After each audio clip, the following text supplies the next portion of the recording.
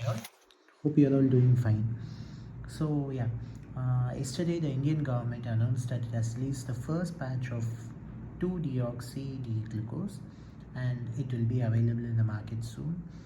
It was actually developed by the Defense Research and Development Organization in association with Dr. Lydia Reddy's labs, and this is considered to be a magical drug for COVID, mostly because it is not only effective but it's also cheap, so and it's easily available. So this is considered to be a magic drug in COVID. So we all need to know how this actually acts in COVID. So the first thing that comes to mind when you hear about the compound 2-deoxy D glucose is it is just a molecule of glucose. How is it going to help in COVID? And glucose and COVID, there, there, there doesn't seem to be any close correlation between glucose and COVID. So here in this session, we'll just look how there is a magical and a very interesting mechanism that links these two seemingly unrelated related things, this glucose and COVID, and we'll just see that in detail. So this all started in early 2020. So in early 2020, they were just doing a research trying to find the effect of diabetes on COVID. So that is how this all started. So diabetes and COVID. So they found that the effect of diabetes on COVID is that whenever there's a COVID in diabetics, mostly they have a severe disease, and in non-diabetic patient, COVID usually it seemed to be okay, but in diabetes and COVID, it seemed to be very severe.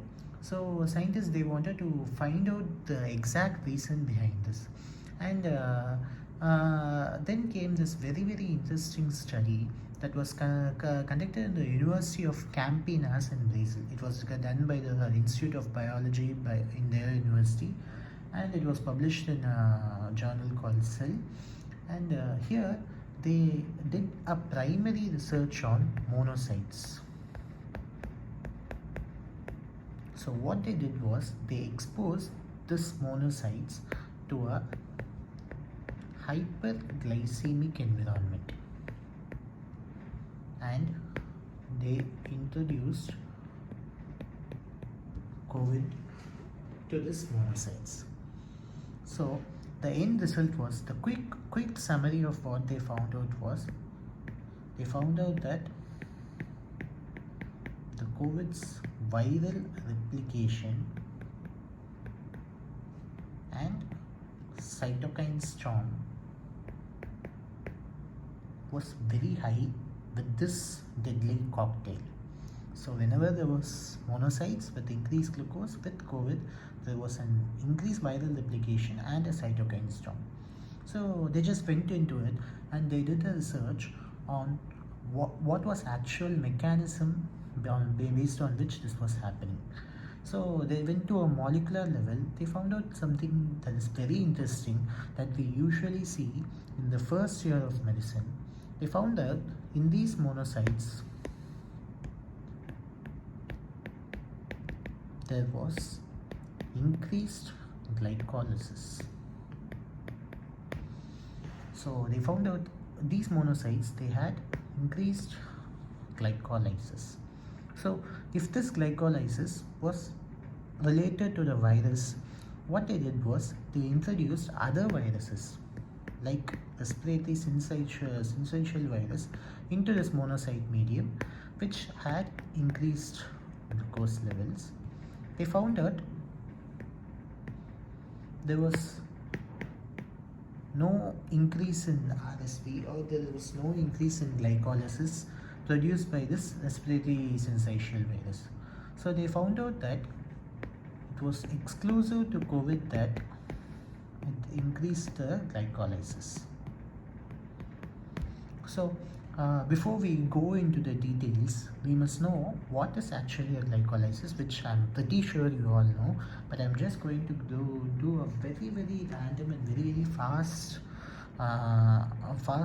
is revision of the steps in glycolysis. So there is glucose, and it is phosphorylated by a kinase, and there is glucose 6 phosphate, and there is an isomerase which causes fructose 6 phosphate, and then there is another phosphorylation, fructose 1 6 phosphate, and the 2 DHAP and glyceraldehyde 3 phosphate, then 1 3 bisphosphoglycerate, then 3 phosphoglycerate, 2 phosphoglycerate, and phosphenol pyruvate, and finally pyruvate. So it starts with glucose, and the end product is pyruvate, and it is an ATP producing structure, the ATP producing cycle actually. So what happens to this pyruvate? This pyruvate, it becomes acetyl CoA, and it goes to the TCA cycle, and finally goes to the ETC, oxidative phosphorylation cycle. And all this, what is the final product of all this? The final product of all this is always energy production, that is ATP production. So this is the final product of all this. So COVID is increasing this glycolysis alone. So let's just go to another topic where years before this happened, let's say 5 or 10 years before this happened, there was research going on how tumor cells proliferate. Okay, even this mechanism, it was studied, a very similar mechanism was studied based on tumors. So in tumors, there is something called glycolysis switch. So what is this glycolysis switch? So there is 2 methods of energy production. One is glycolysis, and another is oxidative phosphorylation. So what was found out was that these tumor cells, they actually prefer glycolysis, and they don't prefer oxidative phosphorylation. So tumor selectively, there is increased glycolysis in this tumor producing cells. So what is the significance of this is that there is faster glucose availability, and hence the cells proliferate very rapidly. These tumor cells, they proliferate very rapidly, and they produce ATP either by this aerobic glycolysis or by Warburg effect, which I'm not going to go in detail, but I'm pretty sure you will read it up, and it's a very interesting mechanism. So they produce ATP. So they found out this COVID also increases glycolysis. So this is where our hero comes in. Okay, so what they want to find out is, they want to find out if this COVID increases this glycolysis. This increased glycolysis was the cause of this cell proliferation, or this COVID's viral replication, or was it because of the ATP production? So the end product is viral replication. They want to find out if it's because of the glycolysis or because of the ATP production. So what they did was, they introduced this drug inside. What is this drug? 2-deoxy glucose. So we'll just see what is a 2-deoxy glucose. So let's consider this as the glucose molecule. So it has 1 2 3 4 5 6 carbon chain, so it's a 6 carbon chain. So there is a hydroxy ion everywhere. So what is a 2-deoxy D glucose? So 2-deoxy D glucose is that this hydrogen this hydroxyl group is detoxified. So 2-deoxy glucose. So what exactly happens here is, so they remove this oxy molecule here, they introduce 2DG and they expose these monocytes to this 2DG. And what happened? They found out that the viral replication was coming down rapidly. The viral replication was coming down rapidly. And they also gave a drug to inhibit the ATP production. It was found to have no effect on the viral replication. So they found that there was increased glycolysis and there was an increase in viral replication. They wanted to find out if it was because of the glycolysis or because of the ATP production. So they gave us drugs separately to inhibit glycolysis and separately to inhibit the ATP production. They found out whenever glycolysis was inhibited, there was a decrease in viral replication. So this is how this 2-deoxy glucose first came to be used in COVID. So this was previously used in tumors. That is a different story. It was tried in tumors for suppressing all this. So this was the basic idea where 2-deoxy D glucose came into existence within the COVID picture. So let's just finish this glycolysis. So I just told you before that glycolysis is increased and viral replication is increased. So I'm just adding a point here. There is also increased cytokine storm. So glycolysis increases, there is increased cytokine storm and there is increased viral replication. So what is the link between these two?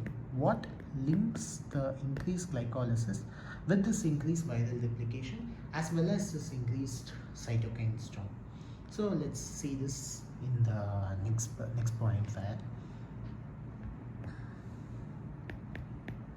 there is increased glycolysis. Whenever there is increased glycolysis, the oxyphos pathway, it doesn't act properly. Okay, this oxyphos, the oxidative phosphorylation pathway, it doesn't act properly. So oxyphos pathway, ultimately it helps in the production of oxygen. So this doesn't work properly. There is formation of reactive oxygen species. So this reactive active oxygen species, they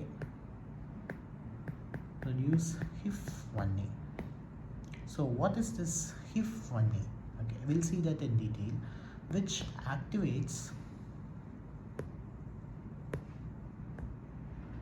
glycolysis genes, which further increases the glycolysis. Remember, this is all happening within a monocyte or a macrophage. Remember, okay? With this basic, we'll just see what this HIF is. Okay, so as a nephrologist, as a nephrology first year postgraduate, HIF is a pretty important molecule in nephrology. It is a hypoxia inducible factor, which is mainly increases EPO secretion. So this is very interesting because it has two actions. Whenever there is more oxygen and whenever there is less oxygen. Whenever there is oxygen level is normal, this HIF, it undergoes degradation by proteasomes. But whenever there is a hypoxia, this HIF, it activates and it causes as an important metabolizer of glycolysis. So whenever there is hypoxia, HIF activates and it activates glycolysis, and this we saw before, that it activates the glycolysis genes and which increases the glycolysis. But this glycolytic genes, they also seem to have an effect on the WBCs and also on the virus. So from the WBCs, they increase the secretion of pro-inflammatory cytokines. So we all know that TNF alpha, interleukin 1 beta and interleukin 6, all these levels are increased in this due to this glycolytic gene. And with the virus, what happens is it increases viral replication, and this in turn causes the increase in viral replication, as well as the increase in the level of inflammatory cytokines. And there's one more point where there is increased glycolysis in the monocytes, which by itself will cause increased cytokine production.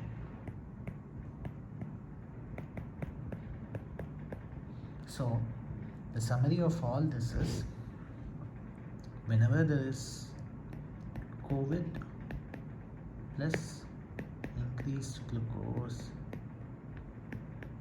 there is a increase in glycolysis, which activates the HIF-1 alpha, and it activates the glycolysis genes, which increases the glycolysis, and it causes release of cytokines, causing cytokine storm that increases viral replication. So this is the correlation between glucose and COVID, and this is why there is COVID and diabetes was considered as a deadly combo. It was considered as a deadly combo. And now we'll just see what 2-deoxy glucose does is, it's very simple. Once we load ourselves with this 2-deoxy glucose to this glycolysis pathway, instead of glucose, this enters. And what happens? 2-deoxy glucose, when it is acted on by hexokinase, it becomes 2-deoxy fructose, it becomes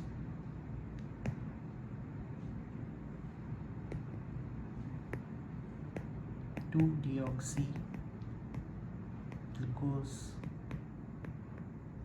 6-phosphate, and then it is acted by the isomerase, and it becomes 2-deoxy fructose 6-phosphate. So the problem with this is both these are inactive. So basically the glycolysis as a whole, the glycolysis, it comes down. So 2DG, it reduces glycolysis.